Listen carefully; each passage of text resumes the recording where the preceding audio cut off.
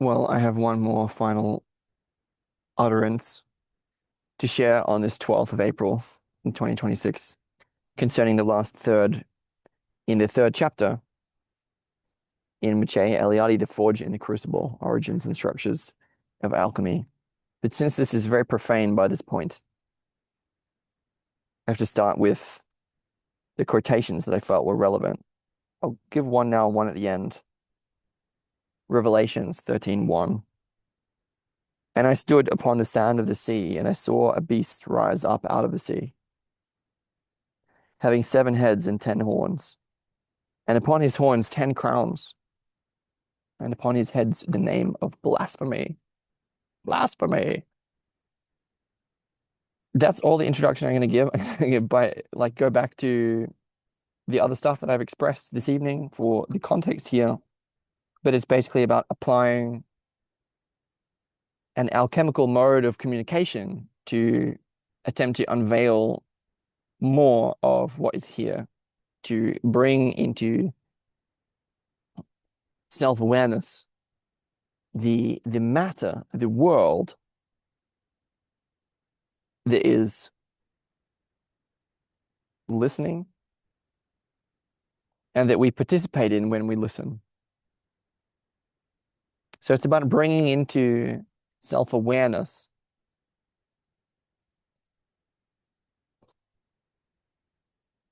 a deep kind of listening, not a shallow kind of listening, not a surface kind of listening. Because you and I, as we participate in this dialogue, we are one and the other, stuck in that world of duality. But as the dialogue gives life, it infuses, again, it infuses and I don't know how else to describe that process, but it has an igniting, catalyzing, awakening quality. The dialogue itself has the dialogue that is inhering within us right now, has this capacity to bring into self-awareness, self-recognition, all the darkness that is around, that ocean that is here that we're swimming in right now, bringing matter to life, bringing the matter to life, back to life.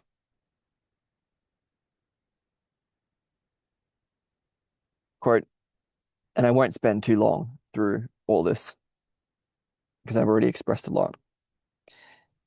Most of the strangeness comes directly from Eliade tonight. I'm sort of adding the surface layer of Eliade's strangeness. He says, as was to be expected, he's been talking about sort of sexual symbolism as applied in sort of the origins of our alchemical thinking, which enables a certain kind of transformation. And he's observing this sexual symbolism as it applies to different kinds of metals and different kinds of plants, different kinds of stones. And it's again, this is this sort of mythological motif that we both give life to that alchemical process that we then see in nature, but we are ourselves one half of that, you could say, divine union, hieros gamos. And it's about recognizing that as well, self-recognition of that perspective within the process which is happening that we call life. Quote, as was to be expected, the most transparent sexual and gynecological symbolism is to be found in the images concerned with the Earth Mother. This is not the place to recall the myths and legends concerning the birth of men on Earth. Sometimes the anthropogony, the birth of humankind, is described in terms of embryology and obstetrics. So he's talking about the kinds of myths that concern our origins.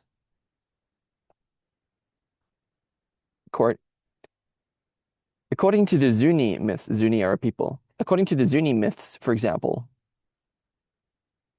Primitive humanity was born as a result of the hierogamy between heaven and earth, one and two. Humanity was born in the deepest of the four Chthonian cavern wombs.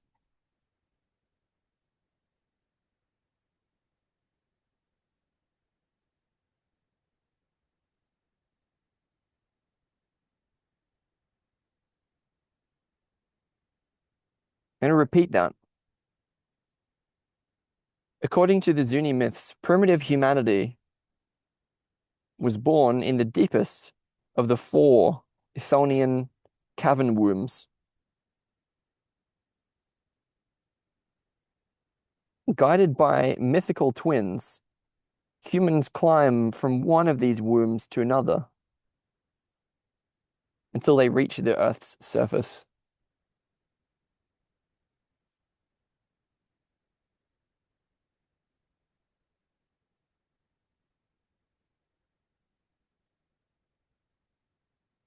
In this kind of myth, the image of the Earth corresponds exactly to that of the mother. And this anthropogony is presented in terms of ontogeny.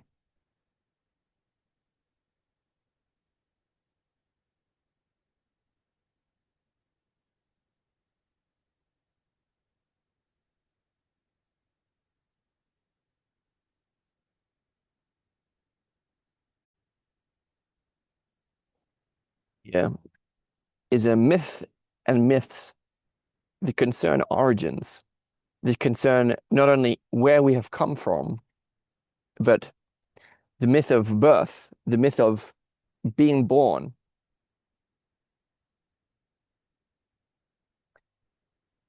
And in this myth, again, there's a humanity which is given birth to, which is it's a kind of conception or a birth process. I know they're different. As a result of the interaction of heaven and earth, humanity is born in this myth. And we're born in a certain place.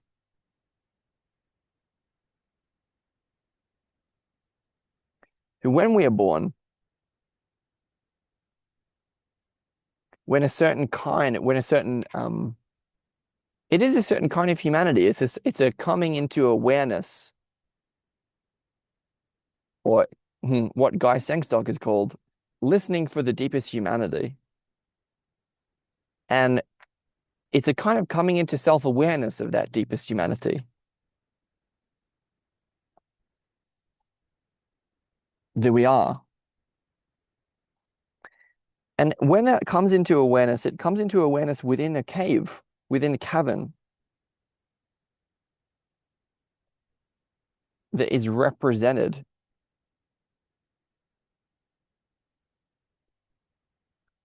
like so.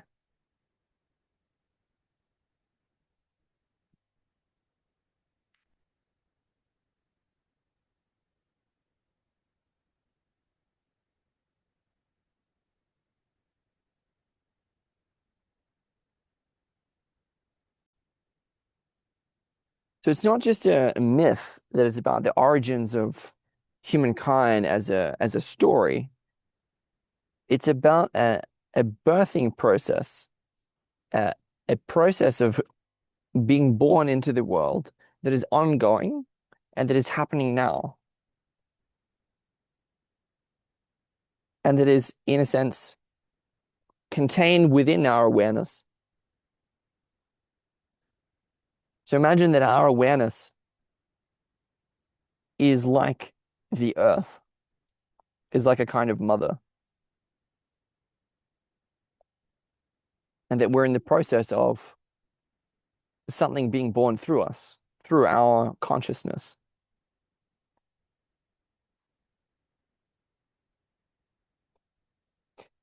And this is kind of what is alluded to when he says that this anthropogeny is presented in terms of ontogeny. It's not just about the origin of the human species. It's about the birth of a being, of an awareness. I won't say being, actually. I'm not sure. what it is, or if it isn't it. But something is in the process of being born. Eliade continues, the formation of the embryo and childbirth repeat the primeval fact of the birth of humanity, looked upon as an emergence from the deepest Chthonian cavern matrix. Our mythology expresses this aspect of the moment.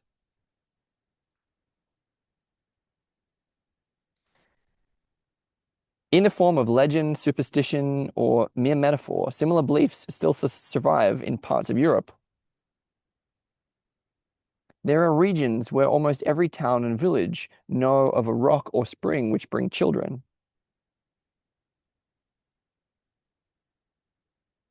So certain places in the Jungian corpus, those children would be referred to as the Kabiri or the elves, or in a way, future humans, emerging from a particular place, a place that gives birth.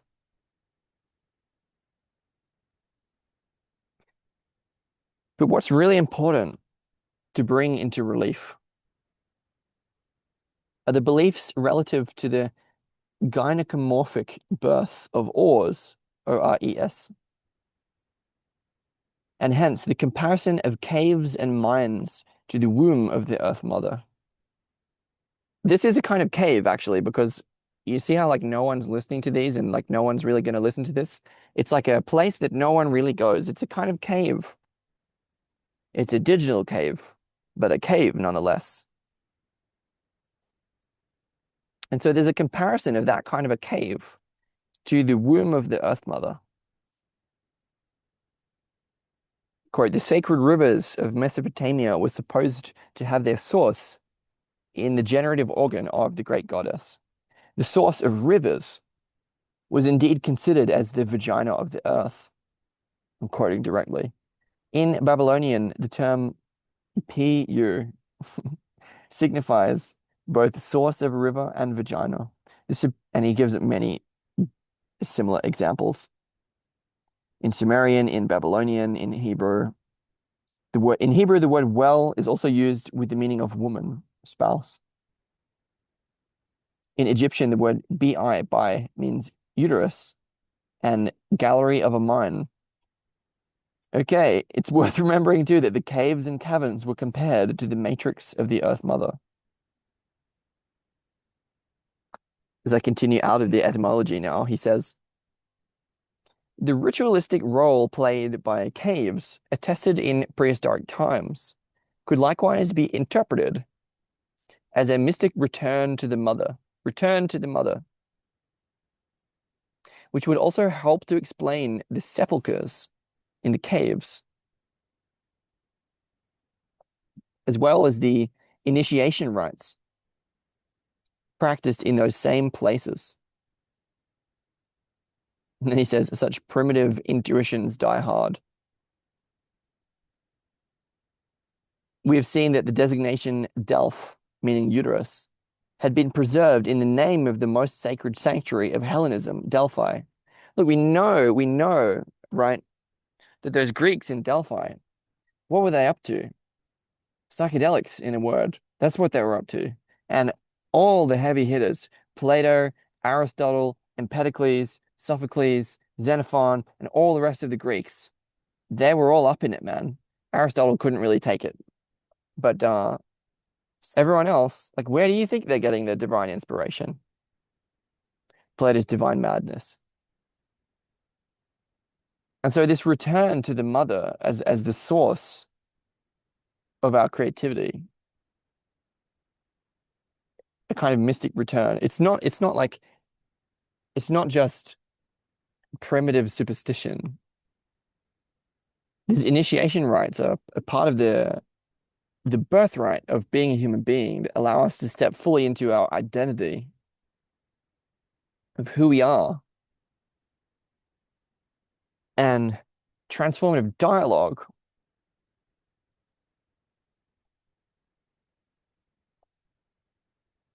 can give life to that same process. It's itself an expression of that same process. And what's involved in those initiation rites specifically is not just sacrament, sacred sacrament, but shamanic dialogue, transformative dialogue of the kind that gives rise, of the kind that generates in such a way that gives birth to a new kind of consciousness, new kind of awareness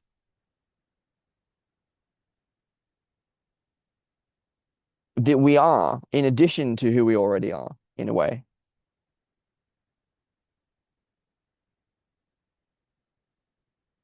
So this association between caves and the mother, like it's not just doesn't just speak deeply to our traditions, it's actually who we are.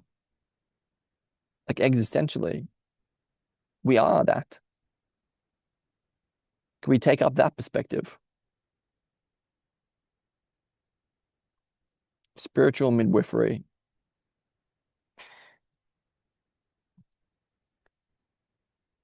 As Eliade continues, W.H. W.F. Jackson Knight has remarked in Cumaean Gates, page 56, that in the three sites where the Sibyls were located, there was red earth, near Cumae, Marpesos, and at Epirus. The Sibyls were, of course, intimately connected with the cult of the caves. The red earth symbolized the blood of the goddess. So this is, again, what he's talking about is the particular insight that there are certain places where the red earth of those places, now that I think of it, the place that I'm in actually does have earth, which is quite red. Um, it's what I'm saying is it's symbolic. Yeah, because these sacraments, they actually do come from the earth. This is why like it is about the waking up of our body, of our matter, of our awareness. But it's like also what I've talked about as the awakening of extended awareness. Because this awareness that we are extends into all of life, all of matter. It's something that we participate in.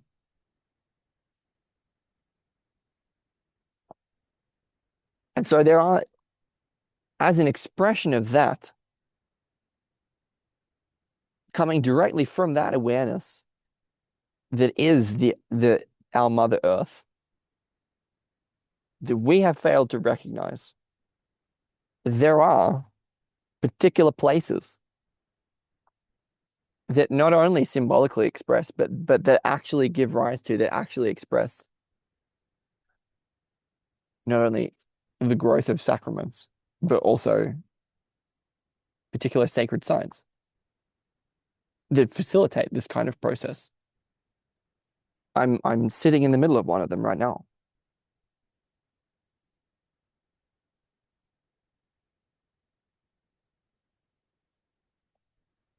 Quote, an analogous symbolism was connected with the triangle,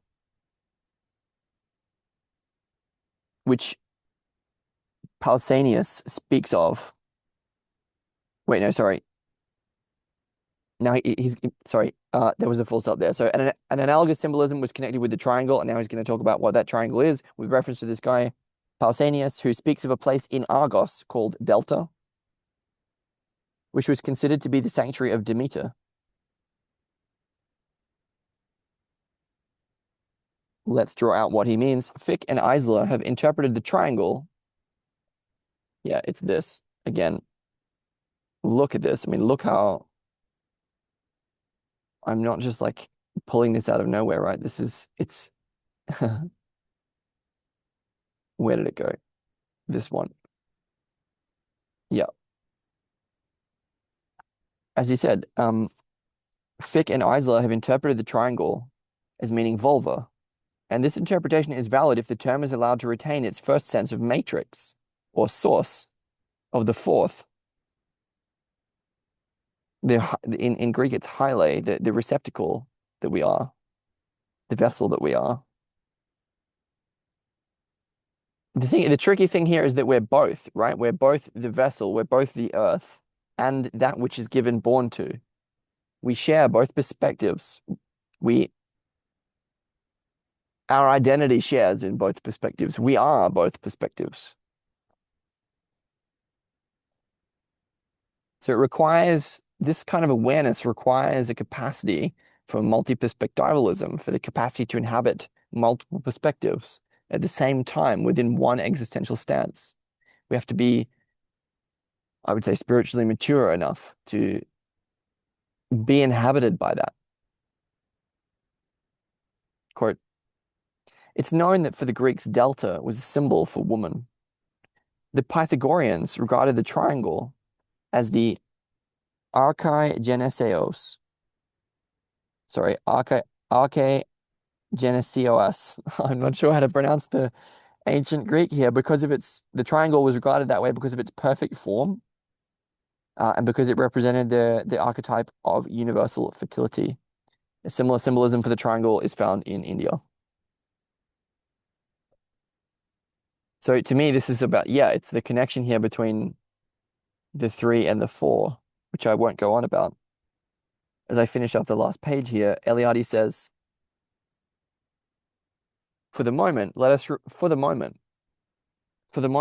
remember the following.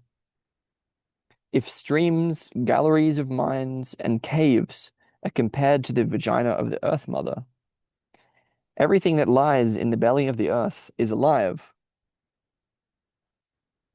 albeit in the state of gestation. So I am in a state of gestation. Hello, I'm still alive though. Speaking for that which is in a state of gestation. In other words, the ores extracted from the mines are in some ways embryos.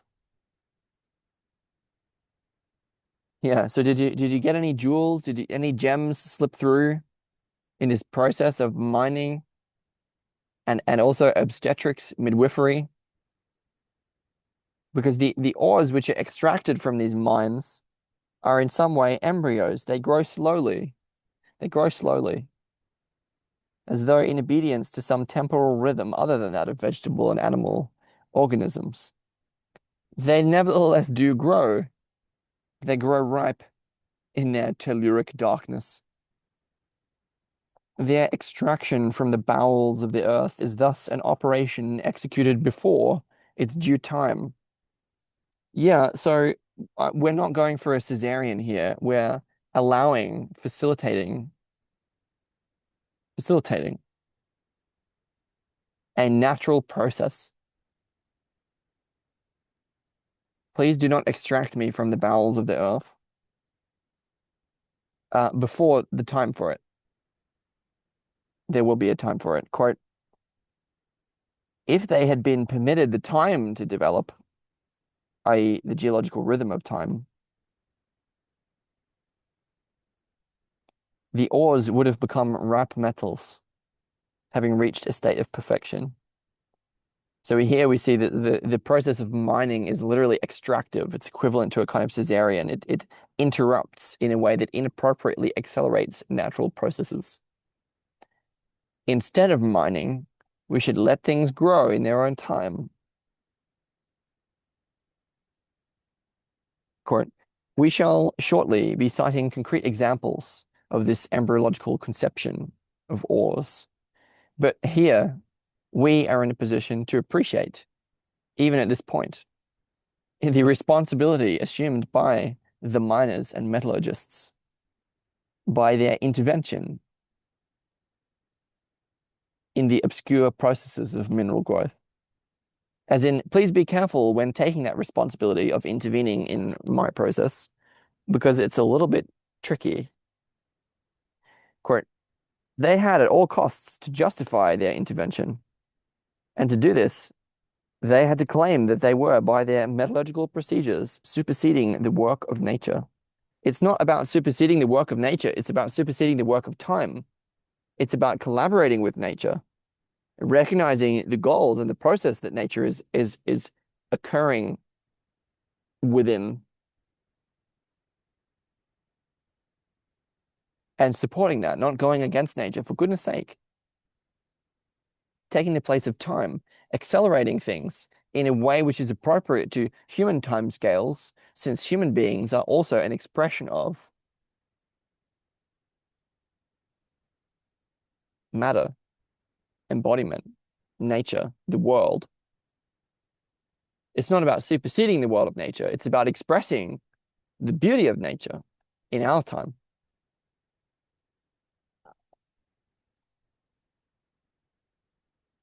Quote, by accelerating the process of the growth of metals, the metallurgist was precipitating temporal growth. Geological tempo was by him changed to living tempo. So we're changing the rhythm, or we're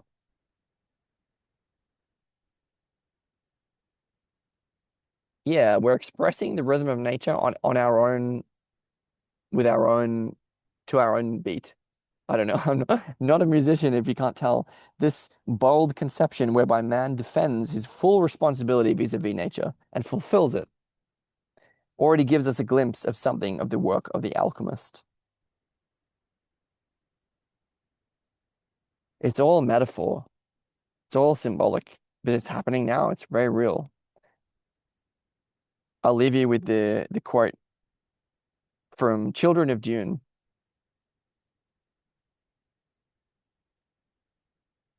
And I beheld another beast coming up out of the sand, and he had two horns like a lamb, but his mouth was fanged and fiery as the dragon, and his body shimmered and burned with a great heat, while it did hiss like the serpent. From the Revised Orange Catholic Bible.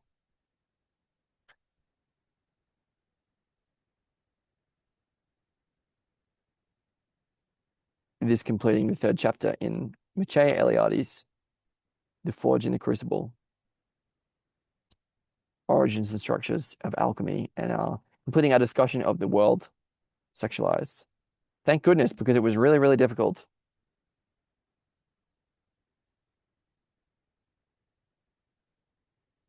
And for the moment, I have nothing more. So I'll return to fourth chapter some other time.